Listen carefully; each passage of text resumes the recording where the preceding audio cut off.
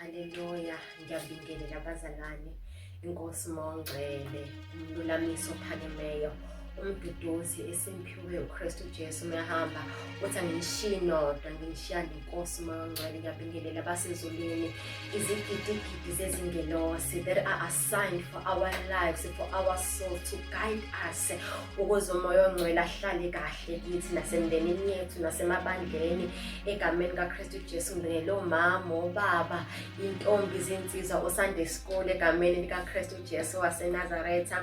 Ngiyathoba nje bazalwane umamkhondo, ngiyakholwa ngisindisiwe. Siyabonga bazalwane, uthando kaNkulunkulu lusihlanganise nani ekseni kungolwesithathu lokuqala kuJuni.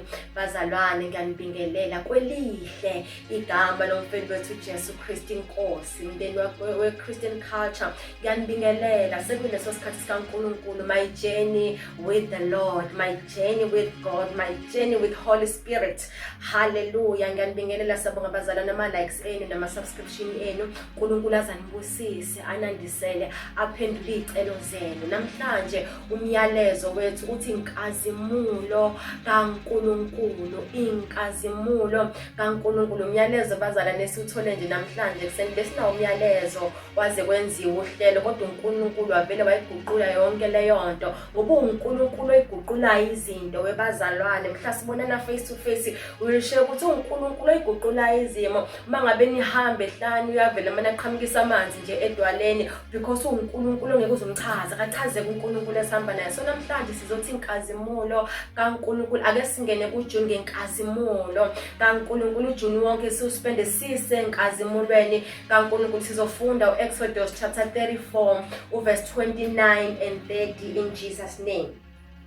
Kwathi uMose esehla entabeni yaseSinayi, izibhebhe zombili zobufakazi zisesandleni sikaMose. Esehla entabeni, uMose wayengazi ukuthi isikhumba sobuso bakhe sasikhazimula ngenxa yokukhuluma kwakhe naye. Bathi uAroni nabo bonke abantwana baka-Israyeli bembona uMose, bheka, isikhumba sobuso bakhe sasikhazimula, besaba ukusondela kuye. Bese siyabahlulela chapter 16 verse 20. Wathi amaFilisti aphezu kwakho Samson, wavuka ebuthongweni wathi, ngiyakuphuma njengezinye izikhathi ngizithintithe. Kepha wayengazi ukuthi uJehova wayemukile kuye. Babizwe lakho laphila lingamandla, khuluma ngalo silalele. In Jesus mighty name we pray, amen. Hallelujah.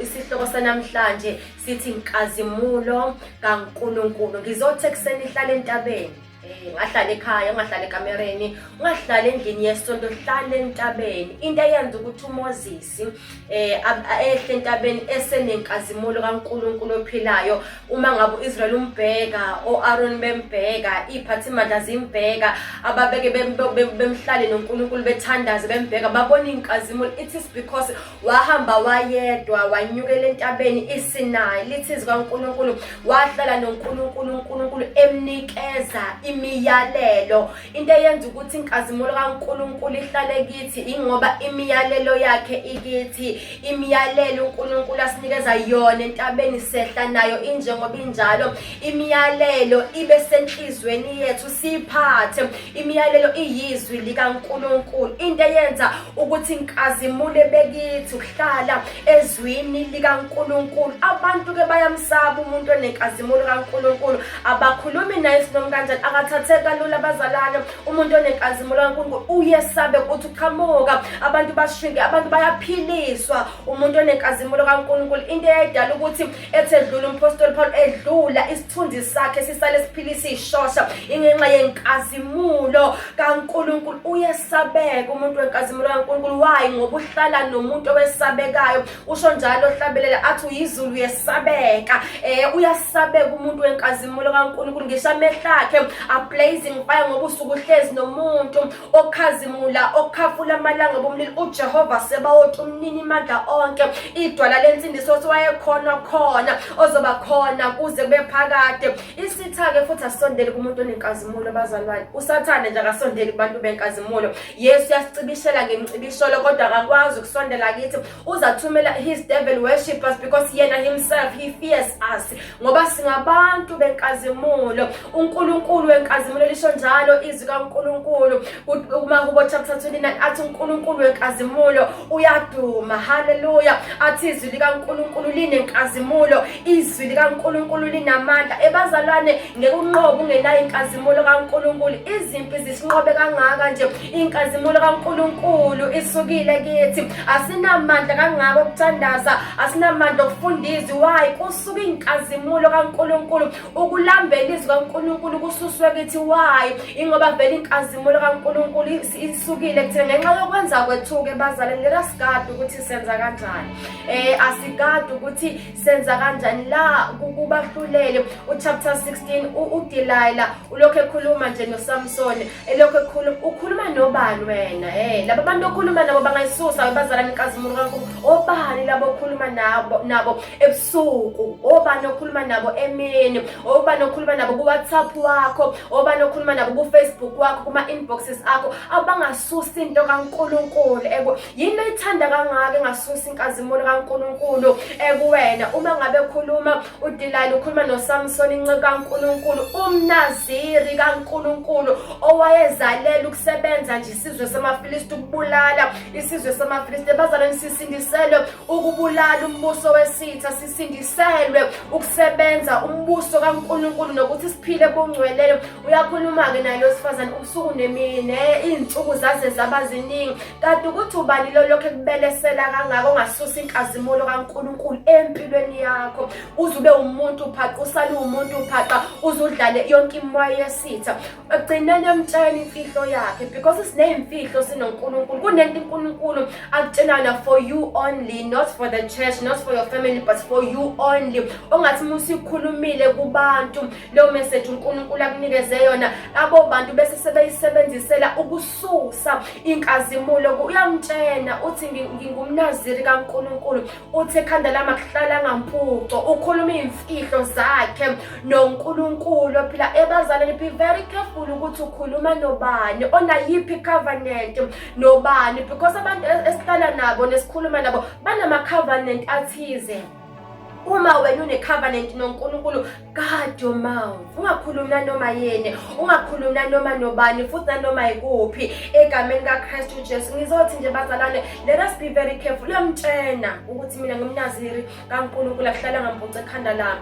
Lokho and ngaleso sikhathi esekhuluma imfihlo kaNkulunkulu, uDelilah waba neshock ukuthi this is the heart of God, because into uma usukhuluma kuyiyona yona isitha siyazi ukuthi njengamanje ngimbambile la ngimbambe la emncane ngakhona. So bazalwane uDelilah uyababiza abapriest ababethe akafune imfihlo yamandla akhe, ngoba sinamandla. Kunento eyenza ukuthi ube namandla, kunento edala ukuthi inkazimulo kaNkulunkulu ize into yadala ukuthi inkazimulo kaNkulunkulu iye kuMoses is because of obedience. Walalela uNkulunkulu, wenza lokhu uNkulunkulu akushiloyo. So la uSamson uNkulunkulu uyasuka again, and he never knew ukuthi uNkulunkulu kubuhlungu ke bazalwane kusuka kaNkulunkulu kumuntu kaNkulunkulu kubuhlungu, and usukungazi usukungazi ukuthi uNkulunkulu usukile kuwena. The moment ukhuluma imfihlo zikaNkulunkulu amazulu asuke kuwena, uNkulunkulu akuflathele, ahambe uNkulunkulu ahambe ekhala, and umoya ongcwele usuke ehambe ekhala ngoba wena osukudedelile, uwena osusa inkazimulo kaNkulunkulu. Kuwumusa ukwembozwa ngenkazimulo kaNkulunkulu, but it's a shame ukusuka kwenkazimulo kaNkulunkulu isuke kuwena bese ukwazi ulwa izimpi, udabula ngomhlathi wembongolo, ubulala 3000 people ngomhlathi wembongolo, uzimbula amagate wena, unikeziwe amandla. Kodwa ngomzuzwana nje ngomzuzwana isuka inkazimulo kaNkulunkulu kuwena. Same time afika amaFilisti amgundu uSamson, amehlakhe bawaqopolota. It was easy, amehlakhe aqopoloteka kalula uma inkazimulo kaNkulunkulu ingasekho bona. Kuba lula ungaboni ukuthi nangu uDelilah ezokopolota amehlakhe, kuba lula ukuthi ungasiboni isitha siphambi kwakho kuba lula ukuwela esonweni uma ngabe inkazimulo kaNkulunkulu ingasekho kuba kulula ukuba iga for imali ufuna kakhulu imali uNkulunkulu usuke sesukile kuwena kuba lula nje ukuthi uma usunconya ngabantu uyibona usukhukhumele uma abantu sebekuncoma be very careful uma usunconya ngabantu kakhulu uNkulunkulu uyayincoma into yenzayo uNkulunkulu happy ngento iyona right now egameni kaKristu Jesu the opposite sex mangabe siqala usondela kuwena be very careful base besondela kakumina kangaka abantu be opposite sex kwenzakaleni no inkazimulo kaNkulunkulu isukile kuwena wasusunaka kangaka uFacebook wena wasunaka kangaka uWhatsApp wasunaka kangaka uYouTube wasusunaka kangaka whatsoever social media wahlala kangaka 3 hours uspenda kuFacebook but ungaspend ezwi kaNkulunkulu ucabanga ukuthi inkazimulo kaNkulunkulu ngeke izisuke yini kuwena ucabanga ukuthi umphongolo kaNkulunkulu ngekusuke yini kuwena uma ngabe usuzoba nesikhathi sokubuka izithombe zabantu abanqunu wena ucabanga ukuthi usenenkazimulo kaNkulunkulu yini obvious kunezinto osulekhe kuzona wayilahla unganakile izwi kaNkulunkulu walidela umthandazo wawudela uma kuthiwa isikhathi somthandazo uzucikeke uma ngabe uzwa oseceleni kwakhe ethandaza uze ukuthi igxife enhlizweni yakho no nganyakithi kodwa inkazimulo kaNkulunkulu isukile kuwena ngizothi nje ake simemeze njengaselelesi sisesiphambanweni sino Jesu esikhamba awu Jesu awungikhumbule embusweni wakho ngizosho njalo Jesu awungikhumbule embusweni wakho uzungabusangilahlaka inkazimulo yakho ayisekho ngiyezwa vele futhi sengihamba nginqunu konke kimi kuyasuswa konke kimi amehla amasusi wakhishiwe the heartbeat isusiwe kumina why inkazimulo kaNkulunkulu isukile kumina uNkulunkulu awubuyisele kimi inkazimulo yakho eNkulunkulu awubuyisele kithi inkazimulo yakho njengebandla sihambe siyibandla elingakhonzi nabantu abasuka ama-altar singakhonzi nama-devil worshippers bazalwane ngenxa yokuthi inkazimulo kaNkulunkulu isukile kuthina bazalwane let us be very careful ngeyimfihlo zikaNkulunkulu ohamba nathi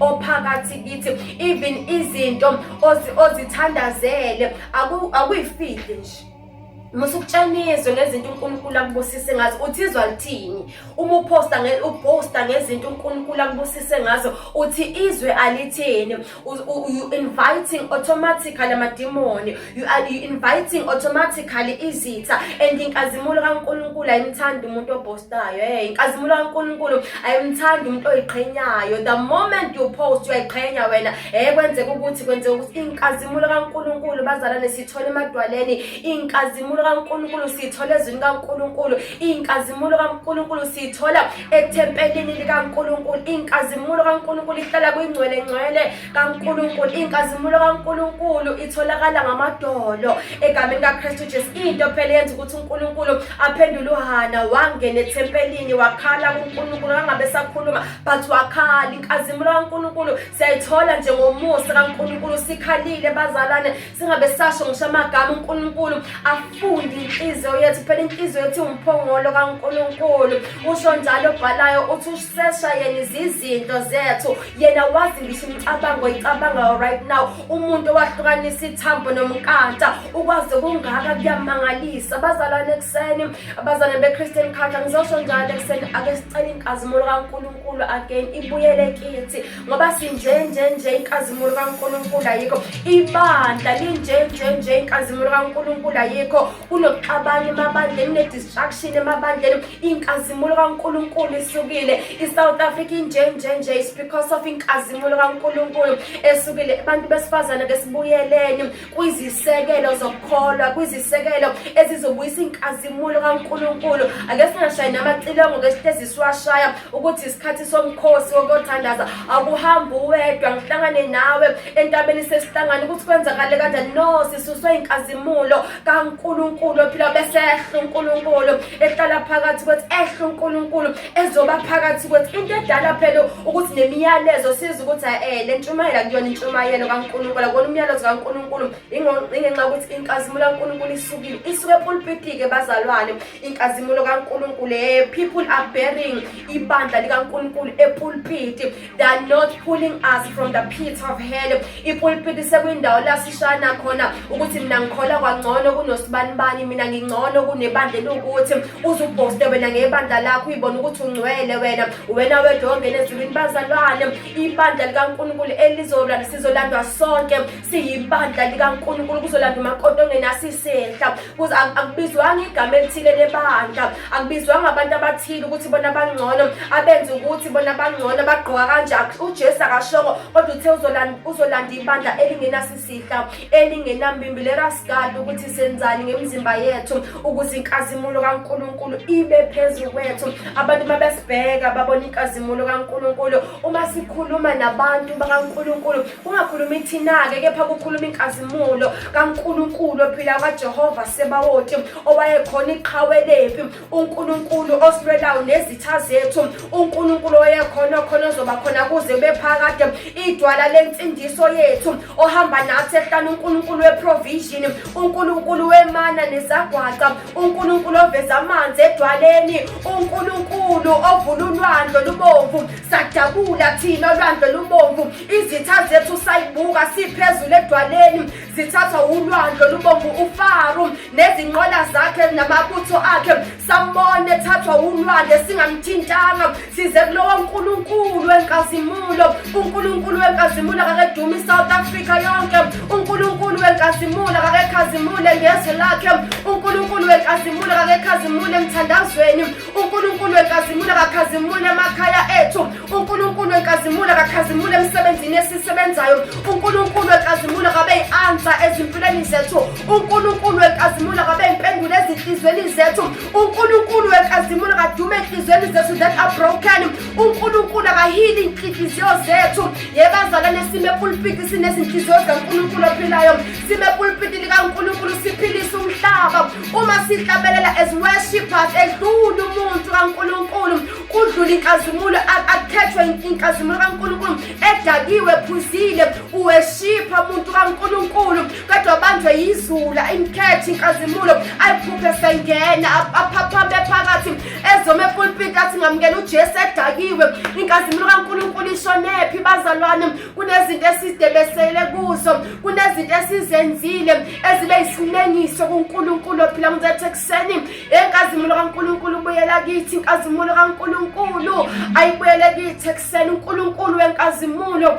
akadume ehle ngamafu abe phakathi kwebandla lakhe inkazimulo kaNkulunkulu ayibeke ithekseni inkazimulo kaNkulunkulu ayitransform izimpilo zethu tekseni inkazimulo kaNkulunkulu akiguqula abantwana bethu bedliwe inkazimulo ebambethini bebanjwe inkazimulo ebambethini isimilo sabo automatically kungabe abantu abasha bazohlezi beyalwa abantu abasha bazohlezi bekhuzwa ngenxa yenkazimulo ebaholi ibabambi inkazimulo kaNkulunkulu ebazane sasindiswa egameni likaKristu Jesu sabanjwa inkazimulo ezalikazi ezazibamba ubungcwele ezashonelwa abayeni baze ebusheni bazo zabamba ubungcwele zaphila ubungcwele ebufelokazini babo bayibamba into kaNkulunkulu izalikazi zikhuleke kangaka ke baba besibamba labo gogo benyuke nathi intaba beyohlala nathi entabeni bekhanda into kaNkulunkulu yasibamba into kaNkulunkulu yasahlukanisela sakwazi ukuphila sakhulisa abantwana bethu at our singleness abasingle phambi kaNkulunkulu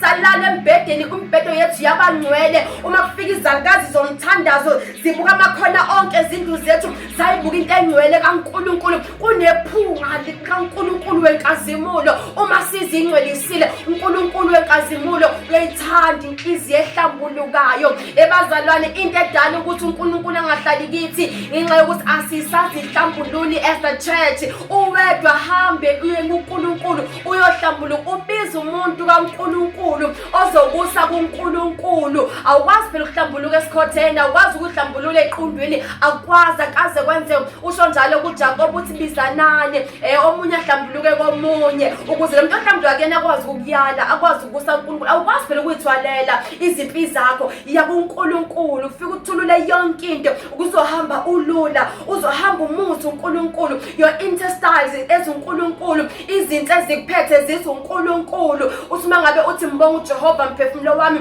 konke okuphakathi kwami kulibonga igama lakhe lingcwele. Mbonga uJehova mphefumulo wami, ungakhohlwa imisebenzi yonke yakhe emusa. Ubonga into neshongayo ukuthi inkazimulo kaNkulunkulu iphakathi kimi, inkazimulo kaNkulunkulu ibe sekujuleni kwenhliziyo yakho. Ngisho ukuchokolozwa kepha wena kuthaphuka inkazimulo kaNkulunkulu kuwena. Noma bengakhuluma bethini ngawe bekuthuke, usehlanu ungenalutho, ungadlili udisikhokho, kepha kuthaphuka inkazimulo kaNkulunkulu kuwe. Ungenalutho, ucwilile la ucwile khona, kepha kuthaphuka inkazimulo kaNkulunkulu. Ungabuzweli ubuhlungu ngenxa yenkazimulo kaNkulunkulu. Ngizothi uNkulunkulu wenkazimulo ibaphakathi kwethu, baphakathi kwebandla lakho, ube kuma-families babe egameni kaJesu. Khazimula ngobungcwele, khazimula ngobungcwele. Thinta loyana naloyana eThixo ngenkazimulo yakho. Vele uNkulunkulu wenkazimulo, vele kuseni mafunga ngajiki, vele kuseni Nkosi yenkazimulo. Khazimula kuseni, khazimula, khazimula wena ongcwele, khazimula kuseni. Sizobamba inkazimulo yakho, sizoncenga inkazimulo yakho ekuseni ukuthi ibuyele kithi. Inkazimulo yakho iyona sizonqoba ngayo amaqhinga esitha, iyona sizonqoba ngayo imicibisholo yesitha. Inkazimulo yakho iyona ezorestorisha izimpilo zethu. Inkazimulo yakho iyona ezovuselela ibandla. Inkazimulo yakho iyona sizohamba kuyo. uNkulunkulu wethu ongcwele athi obhala kahle izwi lakho lingamandla ami, athi izwi lakho liyisibani endleleni yami, lingukukhanya ezinyaweni zami. Inkazimulo yakho Thixo semboze ngayo, singaveli kubantu, ake kuvele inkazimulo yakho Thixo ophilayo. Uma sikhuluma kukhuluma inkazimulo yakho, uthinta inhliziyo yomuntu ngezwi lakho. uNkulunkulu wethu ngamaphimbo ethu, thinta izimo zaloyana naloyana. uNkulunkulu wethu ongcwele nansena le ntombazane thinta izimo zayo. uNkulunkulu wethu ongcwele ngenkazimulo yakho transforma. uNkulunkulu wethu onamandla onke, loya mfana osedla ama-drugs egameni kaKristu Jesu, transforma uNkulunkulu wenkazimulo. Le ntombazanyana egameni kaKristu Jesu esidayisa ngomzimba, transform her life. Our heavenly Father, mubambe Nkosi uJesu, mubambe abuyele kulungeni. uNkulunkulu wethu ongcwele transforma le makoti Nkosi uJesu one-influence yabangane emsebenzini ozokwenza ukuthi umshado wakho uphele. uNkulunkulu wethu ongcwele abangane bakhe bamtshena ongekhona okwezwi lakho. uNkulunkulu wethu bamtshena ukuthi indoda ithotshelwa eJesu. Ngenelela ezimeni zonke. Uma ngabe sinabangani uNkulunkulu wethu abazosisusa kuwe, uNkulunkulu wethu hlakaza egameni kaKristu Jesu waseNazaretha. Ngenelela kuleya ndoda uNkulunkulu wethu ongcwele lapho isitha sifuna ukumdwengula. uNkulunkulu wethu ngisho abangane bamsurroundile bamtshela ukuthi uyisithuthu uma ngabe ezoba faithful to his wife. Ngiyathandaza egameni kaKristu Jesu waseNazaretha, vusa indoda, vusa uJosefa balesi sikhathi abazobaleka beshiya ijazi. uNkulunkulu ophila vusa uNkulunkulu wethu abantwana bethu abazothi uma ngabe bengena esikoleni kungene ubuNkulunkulu bakho. uNkulunkulu wethu ongcwele kungene wena uqobo ngabo. Nkosi uJesu hamba umhlaba ngabo la bedabula khona. uNkulunkulu ophilayo ake kudabula inkazimulo yakho. uNkulunkulu wethu ongcwele la sinyathela khona Nkosi uJesu amathe inyawo zethu wahaqqa inkazimulo yakho. Abazonyathela la kunyathele khona thina eThixo ke benyathela inkazimulo yakho, beyikhetha inkazimulo yakho. Abazoza ama-voices ethu kulama waves Nkosi uJesu, move ngenkazimulo yakho ungene kuleli yakhaya nakuleliyana. uNkulunkulu wethu ngoluhlale Nkosi uJesu utransform amakhaya onke ngenkazimulo yakho ekuseni. Khazimula ekuseni, khazimula dwala, khazimula baba, khazimula ekuseni, khazimula uNkulunkulu ophilayo, khazimula ekuseni izimeni zethu zonke. Khazimula ekuseni, khazimula. Sikhumbule eJesu, sikhumbule ekuseni, sikhumbule baba, sikhumbule njengeselelesi wathi namhlanje uzoba naso eparadise lakho. Akube nathi uNkulunkulu sisemhlabeni, akube nathi ekuseni, akube nathi uma singena kule nyanga kaJuni ezimeni zonke esibhekana nazo as a church. uNkulunkulu wethu ongcwele akube nathi ekuseni, akube nathi ekuseni, akube nathi sibuyele kuwe. Sembesiwe inkazimulo yakho, sembesiwe inkazimulo yakho. Sikhazimulisa inkazimulo yakho yona le ezopholisa inhliziyo zethu eqhunyiswa ubuhlungu esibuziswe ngabantu. Khazimula ekuseni, khazimula abantwana bethu esibazalayo, khazimula ebandleni lethu uNkulunkulu wethu ongcwele, lonke ibandla likaKristu Jesu, khazimula uNkulunkulu ophilayo, khazimula ekuseni, khazimula uthatha indawo yakho uNkulunkulu wethu ongcwele, usenzise okuthandwa nguwe, usihole moya kaNkulunkulu, usiholele kulungeni in the wonderful name of Jesus. Father, we honor you. Father, we love you, we bless you. Iba phakathi kwethu, bephakathi kwethu, usihole moya kaNkulunkulu, sihole nqaba yethu, sihole ekuseni Baba, sihole ekuseni sincenga wena, sihole ekuseni, sikwazi ukuhluleka sinawe, sikwazi ukuhluleka sikhonza wena, sikwazi ukuhluleka sikhonza uNkulunkulu omkhulu kangaka, asikwazi ukuhlulwa izimo sikhonza uNkulunkulu omkhulu kangaka, sesikudlalele Thixo kangaka, sikwazi ukuhluleka, asikwazi ukuhlulwa izimo oyibonayo uNkulunkulu usezulwini lakho. Phela wena uNkulunkulu udale usezulwini lakho, awufikanga wahlala phezulu kodwa, awufikanga wahlala phakathi kodwa, kepha wena usezulwini lakho udalile okusho ekuseni uNkulunkulu wethu sisize, sahlulele uNkulunkulu wethu ongcwele, uthi asizobusa, sifisa ukubusa sisenkazimulweni yakho, sifisa ukwenza izinto sisenkazimulweni yakho uNkulunkulu wethu ongcwele, semboze inkazimulo yakho in the wonderful name of Jesus. Father, we thank you, we honor you. Thank you, Jesus.